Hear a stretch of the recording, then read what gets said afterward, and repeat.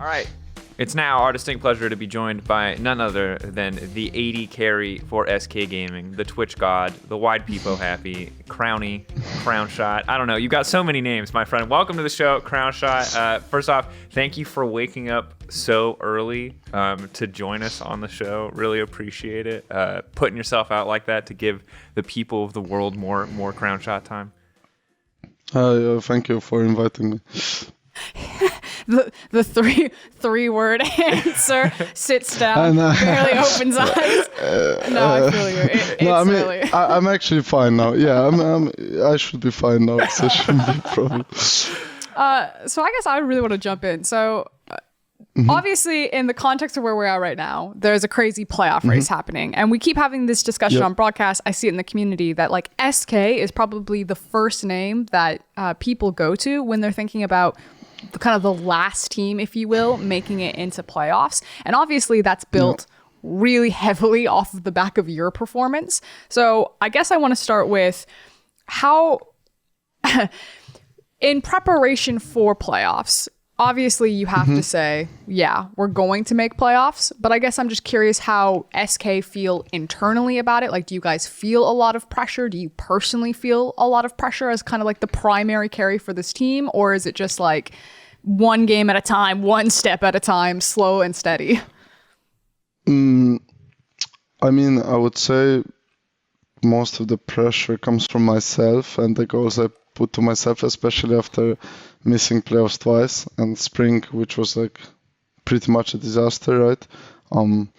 But we kind of said we will take it game by game, but obviously playoffs are pretty close in our reach, like just a few more wins, I guess. And we know we are good enough, I would say. And I think our read on the meta and all of this is good. So, but yeah, most of the pressure I would say comes from myself and the goals I gave myself. Do you mind kind of going into some of those long-term goals that you have, Crowny? Sure. I mean,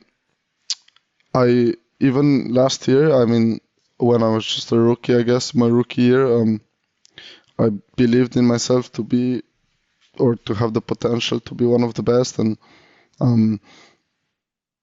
I have a very, I don't know, like, I don't know how to describe it. I just hate being average at something, and if I would feel that I don't have the potential to be the best, then I wouldn't like want to pursue it. So yeah, it's just a very personal goal for me to play against the best players in the world, like at Worlds, against all the like Chinese ADCs and Korean ADCs and Sven, and yeah.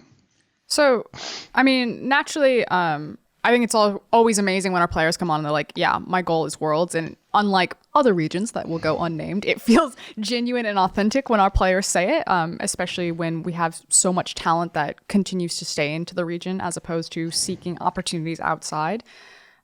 But if you were to look at kind of the teams that are lined up to go for Worlds, like let's just assume that it's a G2, a Fnatic, a Rogue, and a Mad Lions. Which team do you think that SK has the best chance of kind of sniping off if you guys are to get that final seed to Worlds? Like if you guys make the Cinderella run? So, I mean, personally, I still think that G2 and Fnatic will make it, even though like if G2 had lost the draw game, then the conversation might be very different. But I still believe in like the names of the people playing there, and obviously like just because of the massive amount of points they have from spring, right? I think if they make playoffs, they have a very good chance of just making it to Worlds anyway. And I do think both teams will make playoffs, and then obviously Mad Lions are also really high. So maybe I could see us like taking Rogue spot maybe. It's hard to call like this because it's a hard situation, but it's like if you had to pick. Yeah, exactly. Yeah, I would pick like my trust still goes into G2 and Fnatic making it because I have seen these players, you know, be clutch when it matters, and best of fives are much different. So yeah, that would be my call, I think. I think that's kind of where everyone is at. Like, I don't think anyone would believe Fnatic and G2 are going to lose a best of 5 until they see it happen. Yep. Yeah. Yeah, I mean, everyone you talk to is always like, yeah, they're gonna make it. They're gonna be fine. So I find it interesting though, always this idea of like clutch or knowing that certain players are like the over index and the faith of like individual performances, that when you look at like a roster like G2, people won't sign them off even if the team looks like garbage, because it's like, oh, you know, Caps can just have that clutch moment. And kind of then like turning that lens on you, Crownshot, I think personally I'm ready to kind of sell SK down the river in terms of making the playoff spot. But then when I think about like individual performers who can have clutch performances to like push SK over the line, I then look at your performances, particularly on champions like your Ezreal, I think is exceptionally good in the league. And so I kind of want to dig into what your, I guess, personal philosophy is about how you think about the game and what's important to you. Like when you're in these intense moments where it's like a team fight and you know that you have the difference, are you calling in champion select like, give me the Ezreal, I can be the carry?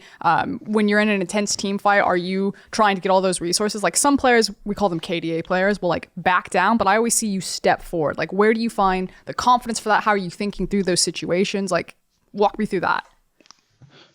I mean, even when I was like years ago, when I was just starting and stuff, I always looked up to players that I always viewed winning lane as like the biggest import. Like to me, creating a lead on your own is the best thing you can do to your team, because you are like independent in creating a like favorable position in the game, I suppose. That's the way I would describe it.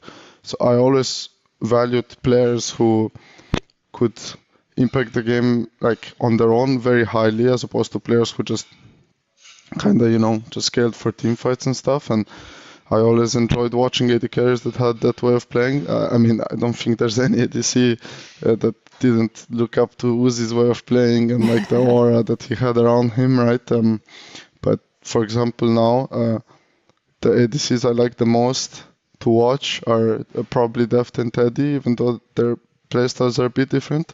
But I think Deft and the way he plays, how lane dominant he still is, after so many years, is very nice for me to watch. And I think this is a style that we play. Like I'm obviously, some of the stats are, I don't know, like are how like aggressive we play. Me and Limit is very high, or like the forward percentage and the CS lead and just the goal difference. Obviously it is not only by me, like obviously I'm not the only one creating this lead, but I think my philosophy on it does help, because even at the start of this year when I had a conversation with my previous coach, the idea of the team was to be centered around me and played around me, and maybe that was the idea in the last year too, but it just didn't work out because of different players and maybe different coaching stuff, whatever. But for sure this spring that was the plan at the start, because obviously we had like a inexperienced roster kinda and all of this. So also the way Trick played in Schalke was similar to the way he plays here, like bot lane focused, because he did have Upset, right, who is a very good AD carry. And he also had Ignar, who is a very good support, so he had like an easy like transition way to play. Yeah, transition, exactly. Obviously, it had its growing pains, I think, in spring, and we needed to wait for me and Limit to play better together, and Limit to get better, or like to get more comfortable. I mean, because he did show.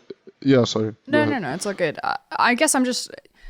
So if you are, you want to be the lane dominant ADC, you want to create your own advantage. Yeah. Are there certain then champions? Because I have faith that any of our AD carries, especially you, could play any champion. But does this mean that SK as a team would be less likely to pick up something like a Senna, which is not as lane dominant and creating her own advantages, versus something like the Ezreal or the Aphelioses or even the Ashes? Yeah, I mean, for example, I didn't like playing Fasting Senna in spring for sure. Because when I thought of our team and the dynamic to us playing, I just didn't feel like this champ would fit us. So there are certain champs that I don't like as much, which I guess every player has like their own biases. But now it's more AD carry Senna anyway. So maybe it's not as polarizing, or I don't, because I remember watching some teams play Fasting Senna and it made no sense to me. You know, a team like T1 putting their hardest carry on Fasting Senna just didn't make much sense to me. But yeah, there's for sure some champions, but I think you can play this specific style with a lot of champions. It's just kind of up to player personalities, or like who is fine with having the burden of being the lead creator and then shot calling around the map and then, you know, creating team fights around them. And yeah, I mean, I think also the meta helps us because it's very 5v5 focused and focused around Drakes, and there's not like 1-3-1s and this. I mean, I know a lot of players mentioned this, right? So I think that does help us for sure. So as a kind of a final question to wrap us up here, Crownshot, before we let you go and get back to your exciting day of scrims. So you play Misfits and Rogue this week, and Rogue specifically is the matchup that I want to talk about because you said if it came down to it, if we looked at the expected top four, Rogue is like the team that you could, you know, in theory, knock out of the Worlds race. So I want to know, how does SK Gaming, how do you beat Rogue this weekend? Like what is the weakness of Rogue that you guys can exploit without giving away too many strats or too many special picks? Like how does SK Gaming beat Rogue?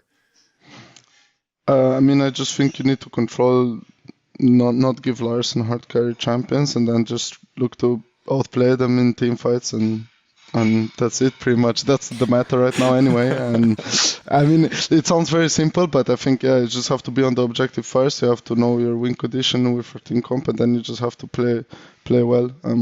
Probably I will be a decently like important factor in the game, or maybe very important. So if I perform well, I think things should go well. Yeah, and that's how I see it. I've heard your Twitch is terrible, and they should not ban your Twitch. Rogue, if you're listening, don't ban the Twitch. There's no reason. But Yuumi too, horrible pairing. No reason to ban it. Crownshot, thank you so much for taking the time to talk to us today. Again, good luck on your games this weekend. Misfits and Rogue. We'll see if you guys can hold on to third place right now. But in the meantime, just good luck in the week to come. Thank you.